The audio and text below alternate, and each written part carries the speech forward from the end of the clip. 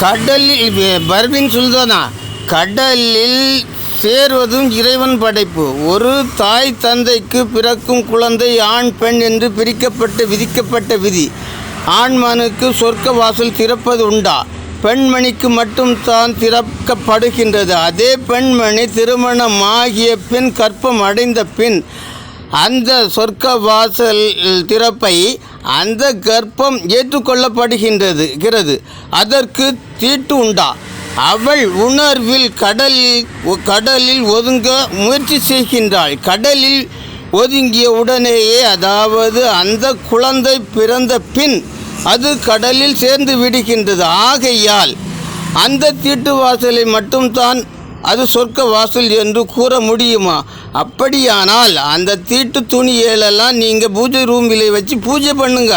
அதே மாதிரி இந்தியா எல்லா மக்களும் பூஜை பண்ண மாட்டார்கள். கேட்டியா? இது பர்வின் சுல்தானா, முஸ்லீம் என்று நீங்கள் ஒட்டி பிறந்தீர்களா? மனிதன் பிறந்த பின் தான் வரலாறுகள் முஸ்லீம் எழுதப்பட்டதா? முஸ்லீம் உணர்வு நீங்கள் முஸ்லீம் உணர்வில் நீங்கள் வாழ்ந்தால் கூட முஸ்லீம் உறுப்புகளை இறைவன் வேறு இடங்களில் படைத்து இருக்கின்றானா? விவரமும் விளக்கமும் உண்டு.